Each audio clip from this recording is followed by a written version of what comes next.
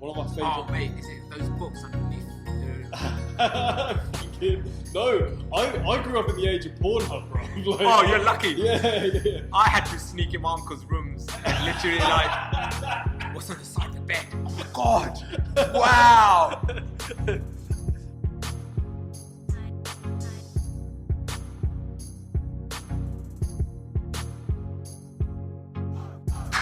Finally. So we're here. 4.5 hours later. This is what happens when you work with Indians. You know what I mean? It's You not turn even- up on time and he turns up like 2 hours later than the actual guest. What's going on? Shay's about to show up, right? And we've got about 40 minutes. And we finally bought Shay samosas, and she didn't turn up today. She's coming. She's coming. Tell her we got the samosas. She could smell the ready. samosas from miles. Vegan, vegetarian samosas. How about that? Oh, really? Vegan, is it? Generally, yeah. I checked. I googled it and everything. So Okay. this is obviously part 2 of the Sunny and Shay podcast mini episodes and samosa chats. Yeah, because we don't do interviews together anymore, me and Shay. We do hosting together, but we don't share our opinion together because we realise that we contradict each other a lot. And they're like, what's going on there? Like, he's saying this and she's saying that. And so it's better if we just have our own voices after 10 years of doing stuff together. Was it, and be fucking honest here, Shay's not here, she probably won't see this, it's fine. Was it challenging In what respect? to be like a couple No. doing everything together? Because we are not a couple. We're mates. So it's like me hanging out with my mate. That's what it is. The equipment's going, everything's just fucked on this. Should we just get rid of it? I don't mind. Am I popping? I'm all right. Yeah, I lie then. All right. Bro, we're just like, this is... It's all right. Desi kama kara. Chalu. Yeah. Go on. Sorry. There Go on. we go. So we're mates. We just hang out. And if you're hanging out with your best mate, it's quite easy to get on. We have different sections of our lives in the respect that when we're working, we talk about work. When we're at home, we talk about home. When we've got a child, we talk about a child. And then when we have our time, which is normally on the 8th of every month, is when I take her out, because I've been doing this since I asked her out on the 8th of August. We sort of like have our time. Right. And that's been happening for the last 15 years. That's interesting, man, because like, so I did your radio show with BBC Radio London last week. Yeah, after Shay's podcast. Yeah, just before everything went down on lockdown in the United Kingdom. If you're watching this like 4 years later after the apocalypse, Somebody's gonna find this on a like, you're like, what happened in that time? He came on my BBC Radio London show. Yeah. Well, our BBC Radio London show, me and Shay. We're long dead. We both contracted coronavirus. If there's any survivors out there, go get help. Yeah, exactly. Yeah. Yeah, so that was interesting Be a because it was vegan. like, you guys had like a real chill dynamic in the whole thing. Yeah. And I guess it didn't feel like work. I don't know what it's like for you guys. but- There was like we have centuries of philosophers who's philosophized about life, right? And some of these philosophies are turned into religions. And the one things that you pick up, you don't realize how much you pick up through religion and through people saying things, your uncle saying things. And one of the things I remember, and I don't know where I heard it, when I heard it, who said it, maybe it was a film, because I watch a lot of films, and they said, do the thing you love and then make that your job, you will live forever. And you will actually live. Do you get what I'm saying? So right now, me and Shay are living our lives, and it doesn't feel like a job. It feels like we're just enjoying our lives at the moment.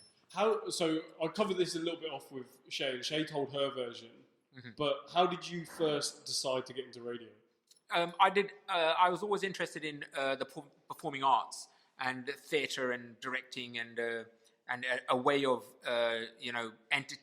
using entertainment to inform in some way, shape, or form. And radio was the easiest way to get into before me and Shay decided to do it together. And I was always writing plays, ideas, and I was submitting them into the BBC. And it was always sort of like falling on deaf ears, or there's so much competition there. And then this whole thing about ageism, and then whatever the flavour of the month is at the time. For example, if they are looking for young people, old people like me don't get in. If they're looking for people from diverse voices, then I might be able to get in that factor. It's never on the quality of the work that's been submitted. It's all what they're looking for at that time to project going forward. And every industry and every corporation should do that. And they should look at themselves and just be freshened up every now and then. But what happens is that you could get disheartened by putting it in and getting rejected. And I believe that through rejection, you get more ambitious and you enjoy that reaction, you enjoy those rejections more so if you don't see them as a negative. You see them that someone actually bothered to get in touch with me. Yeah. So carry on doing what you're doing. At some point, you might just hit it at the right time, at the right moment. What's the rejection that got you in the soul? Like you were just like, oh. Never. No, nothing. Really? No. Because everything I wanted to do, I do now on my shows. So you just hold out, right? You just wait, and the universe will listen at some point. You just put it out there, and don't have any bad feelings because nothing's a mistake. Yeah. And one of the more colourful bits on your show that I found was the phone-ins. You must have had some bad phone-ins. Mm-hmm. You must have, surely. Mm-hmm. What's been the worst? What's the one that sticks in your mind? I guess when we were called racial slurs, I suppose. When people have come on and outright been racist. And how you deal with that without understanding the individual who's come on and just being that abusive. And I see that coming from an ignorant point of view. And when we get confronted with things like that, straight away we have that challenging conversation, but knowing where we are as presenters and who we are, and knowing yourself as much as you can know yourself, because you're always constantly changing through views and through economics and environment. So you're always learning, right? So you're never a constant. You're never static. If you're someone who enjoys life, you're never going to be the same. You talk to me in years from now, I'd probably have a different point of view here. But right now, it was just literally taking that conversation and challenging the individual to find out where the hate comes from. Yeah. And not seeing it as a negative, but seeing it as a challenge.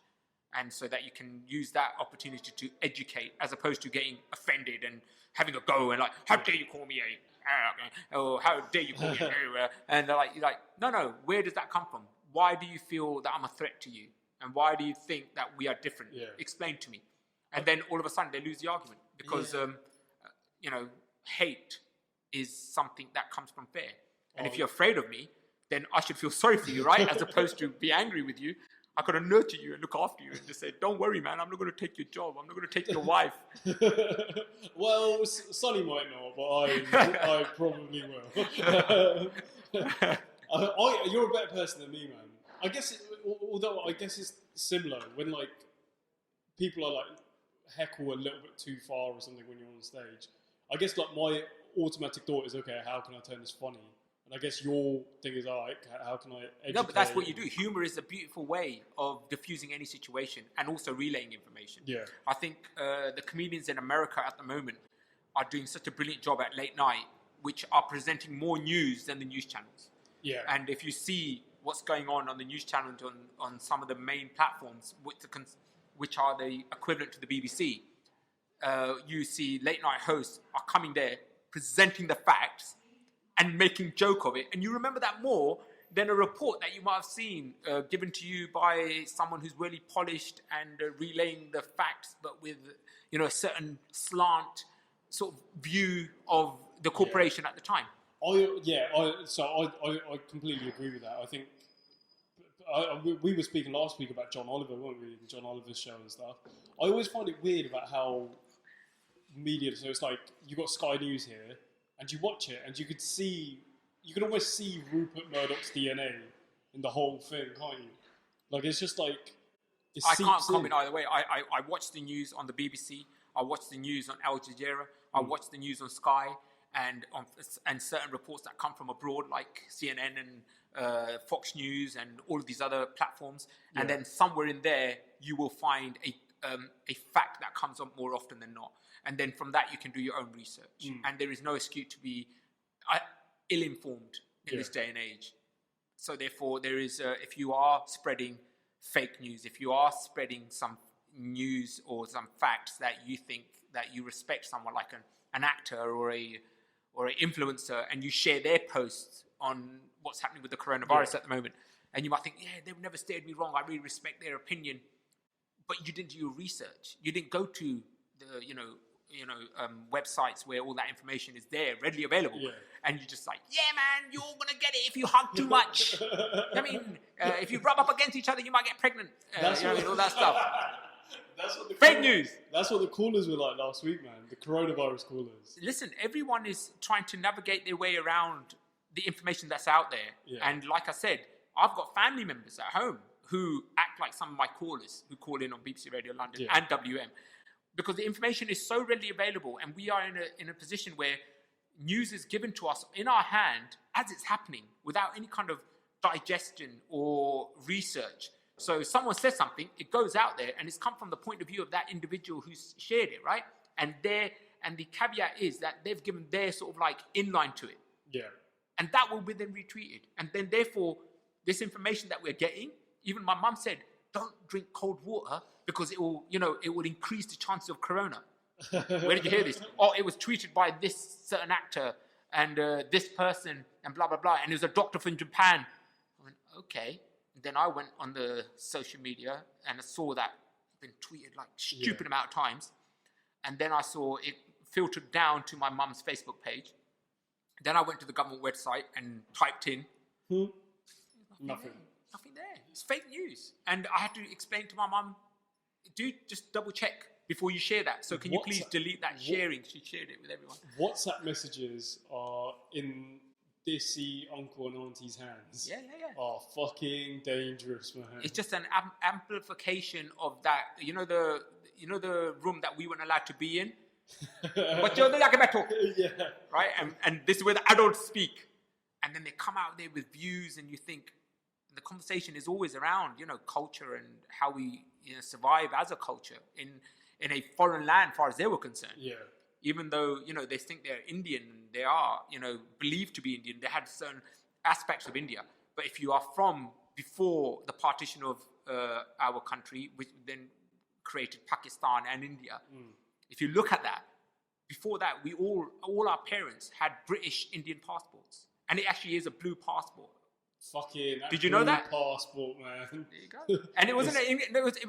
It's actually when when Gandhi came here, he had a British passport. Yeah. So we've never been Indian. If you are from that generation that came here during the migration, you've never been Indian. Oh man, no. So I disagree because I think our community has this really warped view of that, Indian history or Pakistani history started. It's always partition, and then it will go back to religion. So whether you're Muslim, Sikh, or Hindu, there'll be some religious event. But then there's a whole so many lost stories during the time of British occupation. You say occupation? Lost. That was India. India was like Africa, right? Yeah. So there wasn't a united India as yes. we know it until the British came there, right? So when you talk about these lost stories, they weren't India's lost stories.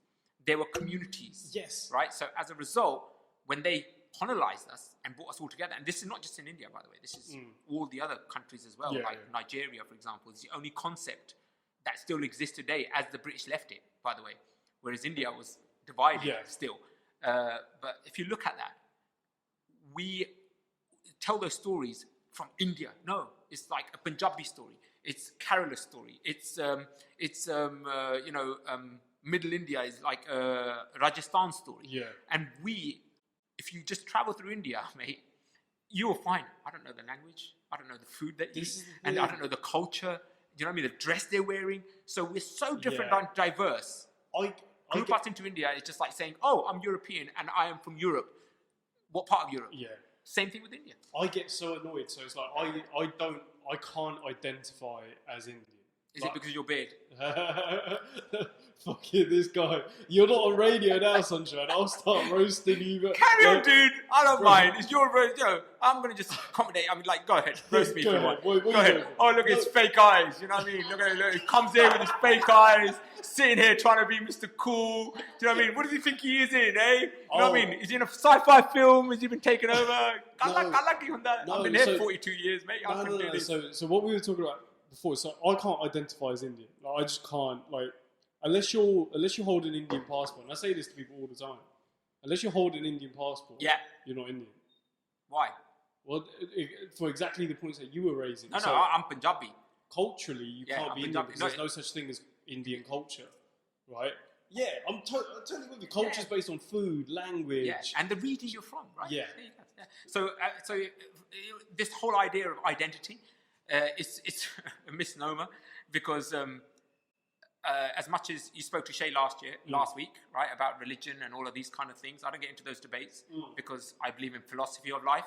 And so I believe in the idea that we should think about life and we should think about how we're moving forward as a human race.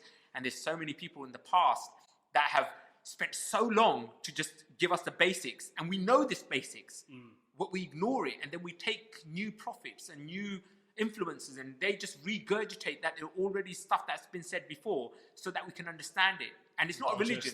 Yeah, I mean, and it's not a religion. It's just, let's just get moving forward as a human race and understand our environment, our understanding of each other, and therefore identity at that point is irrelevant because you don't even have control over your body. Do you think you control your body at the moment? Yeah? Yeah. Stop growing your beard right now. Right now, stop growing your nails. How much control have you got over that? Stop your aging process. You can't. You've got no control. You are a soul walking around in a corpse right now. That's what you're doing. You're just walking towards your death right now. Sonny, it's a Friday. We're trying to keep this shit light. We got you to be funny. And I'm not funny. I am funny. But the thing is, what I'm saying is there's certain truths that are out there that will come with age. I'm 44 years old, bro. I've heard a lot of bullshit. Dilf. End of, right? And as funny as life is, and it is funny, bro. Yeah. And and I don't know shit. I'm still learning. You think this is knowledge? Bro, Confucius said this years ago. You know what I mean? What I'm saying right now isn't mine. It's somebody else's. It's regurgitated. Yeah. And it's something that I've adopted to my life. Hence why I'm so passionate about it. I love it. We're talking about religion and phone I'm not talking about religion. No, I'm talking about philosophy. Philosophies and shit, of right? Life, I never talk about religion. I said I was going to tell irrelevant. I said I was going to mention a story, right? Go on. We were talking about phone-ins and stuff. One of our favourite pastimes when me and my cousin would like hang out on like a Friday, Saturday, whenever. We were in our teens. One of our favourite... Oh, mate, is it those books underneath the... Fucking... No, I grew up in the age of Pornhub, bro. Like, oh, you're lucky. Yeah. I had to sneak in my uncle's rooms and literally like... What's on the side of the bed? Oh, my God. Wow. So, you grew up in the time of like Bush as well. You didn't even see nothing good. Like, dude, Bush is good, man. What's this guy? Why are you segregating ladies? Listen, natural is all good. Not natural, if you want to, whatever works for the individual. Long as you can carry it well. Seriously, nah, man, it's all good. Either way, it's all good. I'm just saying that as long as you're getting it, it's good. What an exclusive. This is the first time. You can't say that. This is an exclusive. You've never said this on radio. Sonny will eat hairy pussy. He doesn't give a fuck.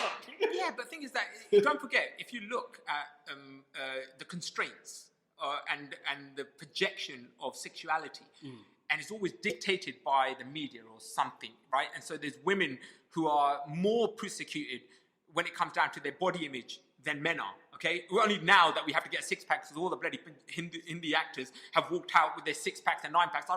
Where's the Tamindras of my generation, bruv? So I can walk around with a big belly. I can't do that anymore. So as a result, I think that we should have that conversation where women can be bushy or not bushy, and I have a preference, I don't have a preference. It's irrelevant. It should support the individuals. And I'm not here judging anyone on how they want to look after the body that they are comfortable in. I'm with it. I say shit for to be funny. But like I said, this is going to be the title of the whole thing. Sonny eats bush. Come on. Yeah, you can say what you like. I eat anything. I eat burgers, bush, non-bush. You know?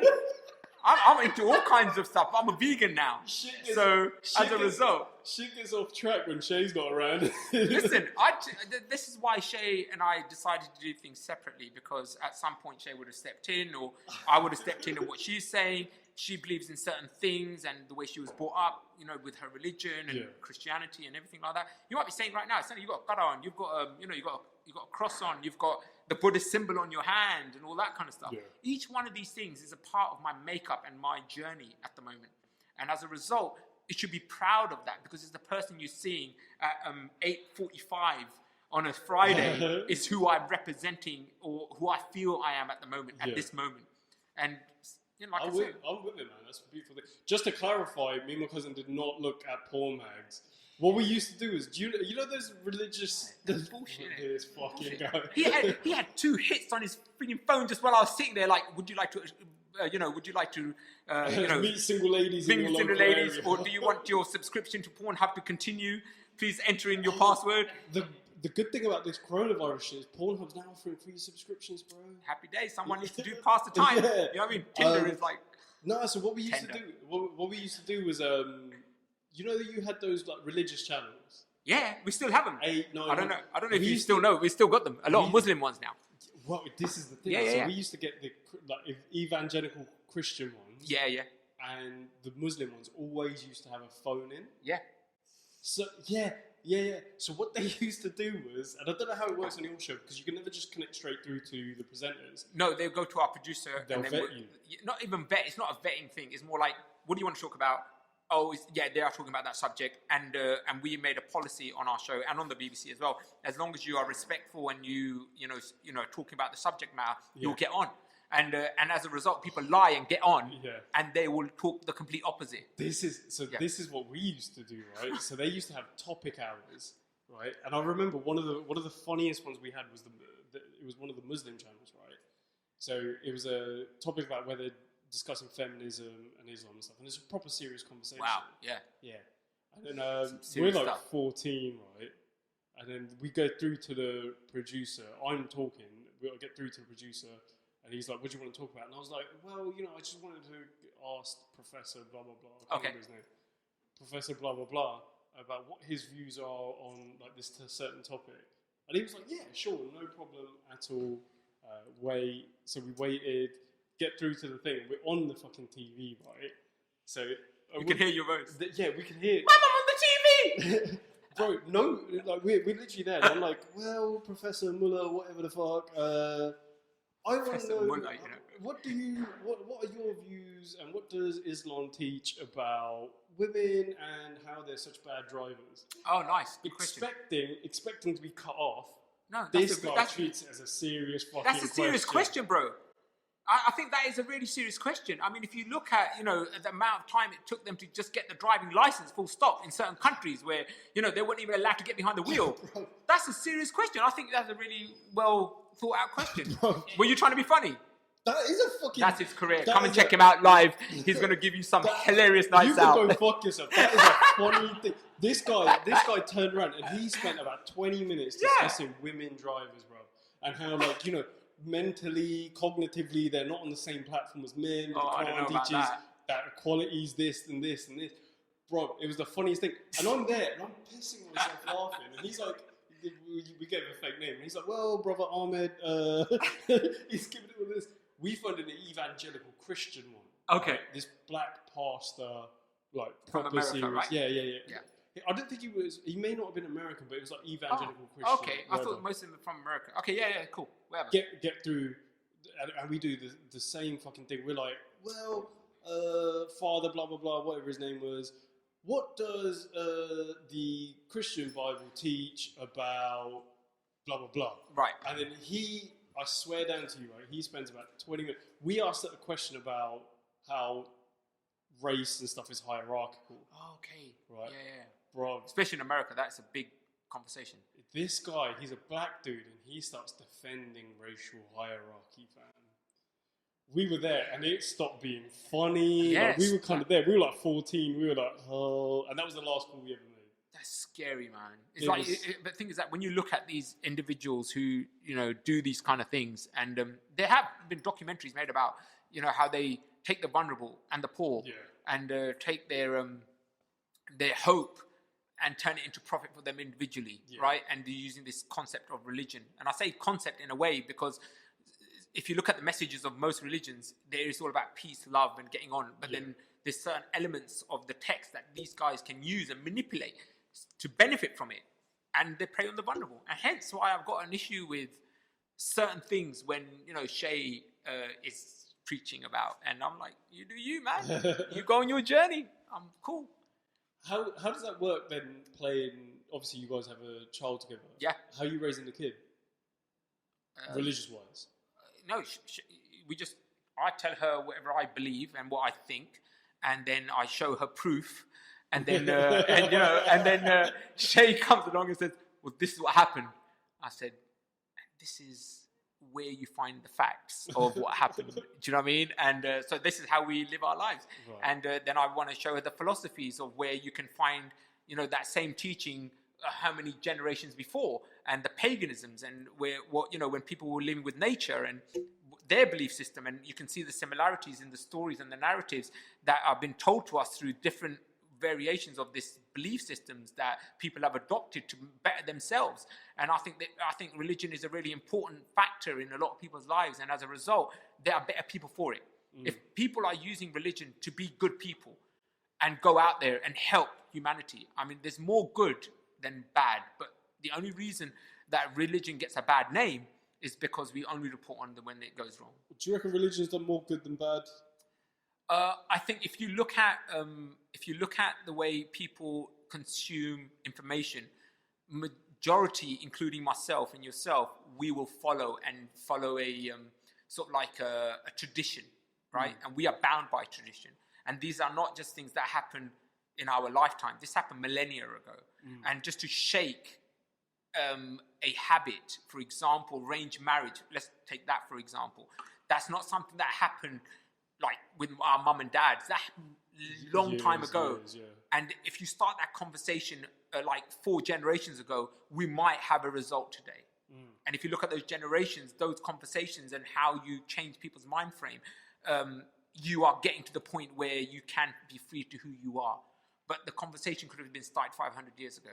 But as a result of community and conditioning and our economic status, and if you look at how we are as a human race, we want to follow someone. And that's where religion plays a part. Yeah. So in that respect, there's a lot of good that's happened in the human race. We are the most successful species in this time of our earth and ecology, if that's the right word. And we are really successful in how much we've achieved than all the other, animals that have come before, and all of those evolutions and what's that word? When Darwin, what was his evolution? All those evolutions. We are here now because we've evolved to this status, and that came with some kind of mind structure, and we need to follow, and we need to be led in some way, shape, or form. Otherwise, we wouldn't have this construct of the society we live in today. Yeah, all right, so I'm with you on that. I'm with you on the last point. Bro, I feel like I'm in like a philosophy lesson. This is fucking crazy. My brain's just like trying to keep up with you. I love this. I haven't even started. I was waiting for the questions, dude. Bro, if it's not you're about to do a part 2. If this isn't about dick jokes, Listen, my brain just goes off. Listen, you know what? If you want to do dick jokes, I mean, how many can you do? If you're circumcised, happy days.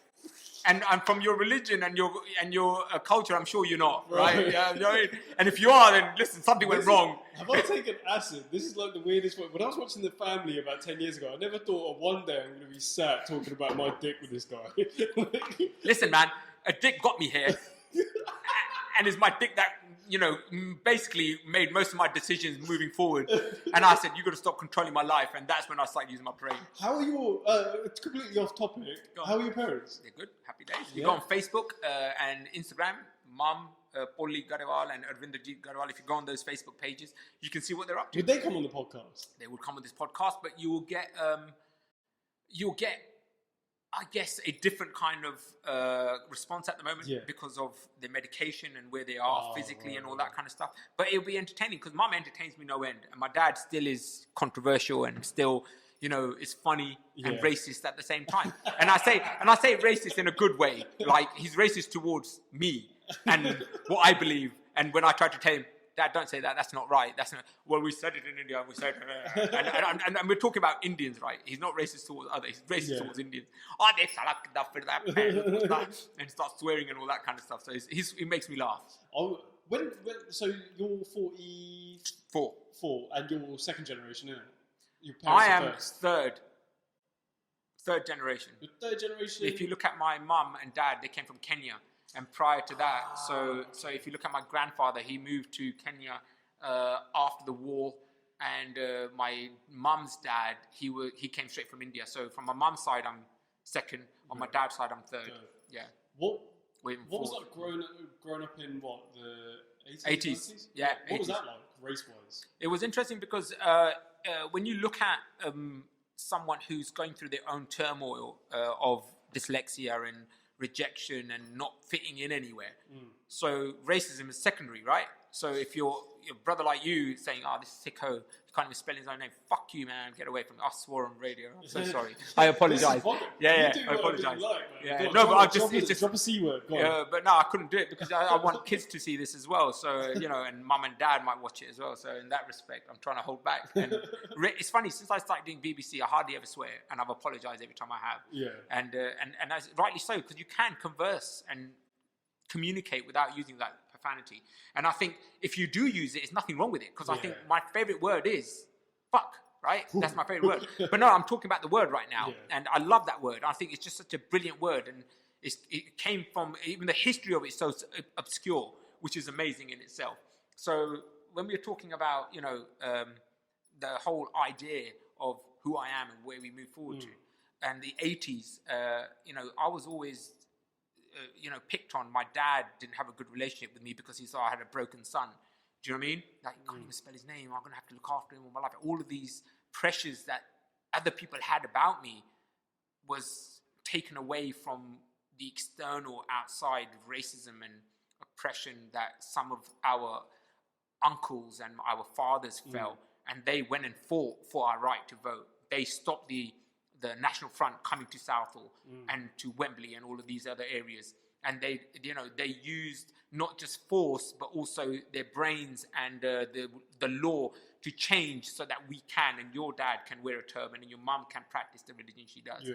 So as a result, I have to now highlight the positives and the negatives of each community and how we get on as a country, which is Britain. You're British, I'm British, end of. And our culture is Punjabi. And we should be proud of our culture, but we should also be proud of the country that feeds us and looks after us and what we've invested into. And no one has a right to tell me I'm taking away your British passport because you have a different belief system. Yeah. I'm kind of with it, but I think it's interesting that, like, what you just said, growing up dyslexic and the relationship you have with I didn't know I was dyslexic. So that's what I was going to go. I was stupid. I was called stupid most of my life. Even by like teachers and stuff? Everyone. Because I played up, right? Because you talk about jokes and funniness. I pick up information differently than you do. You will read a book. I will walk into a room, suss out who's in that room, and then I think, what is the subject matter that is going on here? So as a result, I will actually take information from that and make myself know what's going on and have enough information that I can get on with a conversation. And hence, I store all of that in my head. And then I use it at the appropriate times. So it's not even like having... it's not even like lacking in ability. You just process stuff differently. Yeah, definitely. Everyone does. Do you reckon it would have like affected you in a more positive way? I would have been really academic if I could read and write. I think I wasn't diagnosed until the last year of my GCSEs, and I say this, I know, and it was like 6 months before the actual the test, and they were still teaching me how to spell my name. And there's this one teacher, and I still remember her name, and she's amazing. And her name was Mrs. E. Moore, and she couldn't because the reports were coming back that I'm being disruptive in the classroom, and this is English classrooms. He understands the text, he's just not applying himself, because we were talking about Shakespeare, and we were talking about literature, we were talking about stuff I like, entertainment, and so I would go there and I'd just tell him what the fuck's going on, and give him a breakdown of the question they were asking me. Now put it on paper. Forget about that noise. I'm playing the class clown now. I don't want to write anything. I just can't write it. Yeah. And then I'll get chucked out. And she was like, hold on a minute. Let me ask him this question, that question. Then she got me tested. And it's the best test I ever did because I failed. And I was so happy to fail that test. And when I failed, I was like, I'm not broken, man. So there is something to do with this. This is not me just taking time to learn or I'm stupid. It's something physical in my brain that just says, dude, you don't need to do this shit. Yeah. Someone will invent a phone where you can talk into and it will write your text. You don't need to learn this. This is for stupid people. Yeah. And so I had all these other ideas of how I learned and picked up information and this coping mechanism. How do you deal with it in like your adult life? I got a wife. I don't send emails. I don't send emails. You send me a voice text, I'll listen to it. You send me a text message, I'll just say, ghost emoji. I don't know what you're talking about. Do you know what I mean? If you know me, you know I'm dyslexic. Why are you freaking sending me letters? It's like throwing a blind man a ball. Like, yeah, catch! You're a fucking idiot. Where are you, crackhead? Has that ever like held you back at the BBC? No. The BBC knew from day one I was a dyslexic, and they've been very supportive. In any job I've gone into, I've walked in, did the interview, passed the interview, and told them I'm dyslexic. Yeah. And after that, it's up to them. And I've never hid it because I'm not ashamed of it. I think it's a quality as opposed to a hindrance, and it's up to you to deal with it. Do you reckon our community does enough to like understand? It's not community. I think as a society, we need to look at difference. So instead of focusing on the Punjabi community, let's look at the British community and how we deal with difference, how we deal with people with needs, right? And you know, and we look at people who aren't the same as us, as the other. And I know that these conversations aren't just happening between the white, you know, community. It's happening with anyone who's British, who's born here, right? Yeah. So the same arguments and the same issues that we and our families had with immigration and talking about difference and trying to be accepted, we are talking about other communities like that. Where do you get off and, you know, and start treating people differently when you are all ending up dead? You're all marching towards the same destiny. The only two things are guaranteed is that you're born and you're going to die, bro. Everything in between, you know what I mean? And I don't even know about taxes. There's a lot of people like Google who aren't paying it. So, you know, I don't know if taxes is part of that conversation. But the guarantee is, no, I'm just saying. You know what I mean? Even though this is on YouTube. I don't want to offend anyone and get you demonetized. Yeah. No, we love YouTube. Don't pay your taxes, YouTube. It's all right, we support you. And also Alphabet own. Oh, why am I getting to all this? Just totally get you demonetized. This is the freedom. You say freedom and then they'll just block your video. Do you believe in any conspiracies? Every one of them. Give me a conspiracy and I'll tell you why it's true. No. Huh? 9/11. Oh, well, here's the thing. If you look at 9/11 and what happened in 9/11, there's so many factors that led up to that moment and the politics behind it. It just made sense that they needed to do something, right? Something had to happen. And the idea of it happening at that moment isn't coincidental. So you have to ask, why were everything in line for that moment to happen when America was in the position it was in at that time? So as a result, forget about what happened to the towers, look at the politics around it, and then say, if that didn't happen, say those planes didn't make it, say that, you know, so the security was spot on, or people were delayed, or they couldn't get onto that plane, what would have been the alternative for them to achieve those goals in a month's time, in a week's time, to get the same result where we put the whole country on higher, the whole world on high alert? What would you have done? I think, yeah, so I'm actually kind of with it. That's one of the ones that I kind of do. I'm not saying that, you know, people didn't lose their lives. Let's not get it twisted. Yeah. There are a lot of people, innocent people, lost their lives on both sides. Donald Trump quote. And if you look at it, there's people in the Twin Towers, but then as a result of 10 years of this war, how many people in Afghanistan, you know, who fought off any invasion ever came to them? And even today, I think last week, you saw the USA sat down with the Taliban with a peace deal. Yeah. So come on, dude, what did we achieve out of that? I'm kind of with this, so that's one of the ones I believe. I didn't think they organised or anything, but I think they could have stopped it if they wanted to. Stopped what? The actual attack, the 9/11 attack. Because, oh man, I wish I'd rewatched these fucking documentaries. But yeah, it makes sense. Like I'm kind of just listen, follow the money. I always say, if you ever want to find out about a conspiracy, follow the money. End of. That's it. Yeah. What? Princess Diana. That's a bit of a dead conspiracy. Like everybody knows she just got whacked, didn't it? Like that was the old. Well, and listen, I would argue the fact that if there was a conspiracy and it was covered up in some way, shape, or form, with any truth, give it time. There's no truth that doesn't come out with time. Do you reckon? Find out anything that happened in like the financial system. Sorry? The financial system. No. Let's go a bit further back in time. Go further back in time. Jesus. And go on, tell me about Jesus. What's the conspiracy around Jesus? No. Because you just said Jesus, right? You mentioned Jesus, Jeshua, as he was known in his time, because that's the Hebrew name of his. Yeah. So tell me, what's the conspiracy around Jeshua? Well, wasn't it something along the lines of he was a Roman puppet? What? Okay, so when you look at the history and the fact that he definitely wasn't white. Okay, but if you look at the region and you look at Jeshua and his family, who were Jewish, right? Yeah. Where's his family lineage? Where are they? Where is the history there? Where's the proof of Jesus and his family? don't know. What happened to the middle part of his Teach me life? something. So we've had the beginning of his life. We've got the end of his life. Where was he in the middle? Where's all that bit of our, Saviour's life, which is always debated, and they'll say this is when he went and found himself and came back at the end. So tell me, when you talk about Jesus and you talk about religion and a belief system which has got millions, we have to be careful in the sense that we don't knock people who actually use his teachings or the teachings of those individuals and those scriptures. What's the conspiracy? No, that's what I'm asking you. So what is the conspiracy? When you say Jesus, what's the conspiracy? Well, I wish I'd read up on this a lot.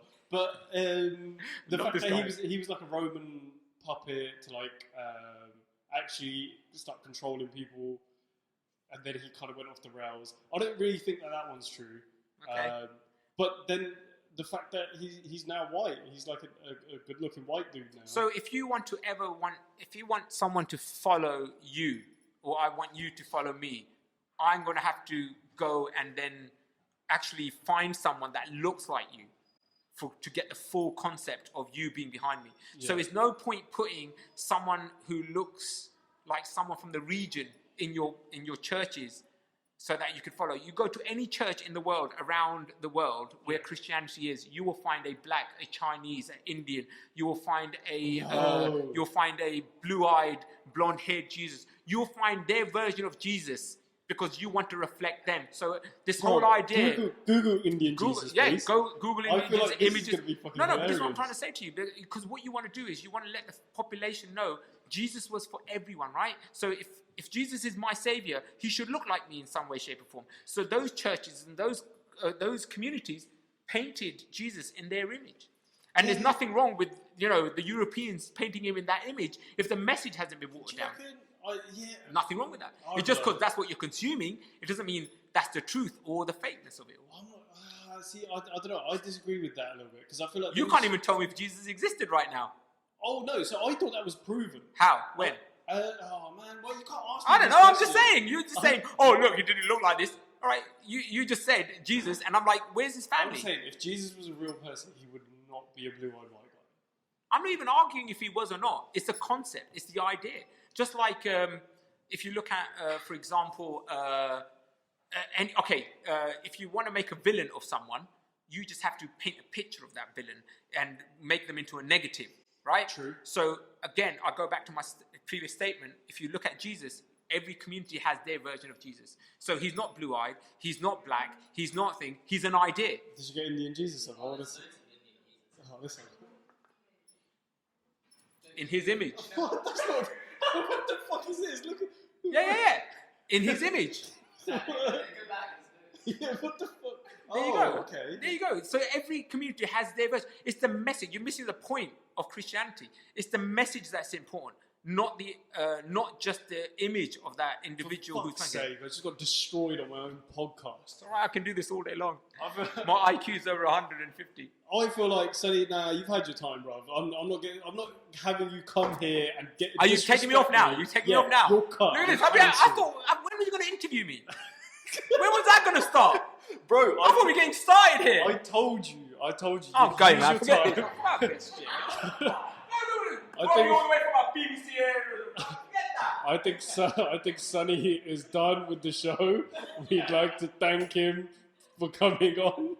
I'm not retweeting this shit. Bye, Sunny. This is my wife. I think we're done. That was Sunny Guru.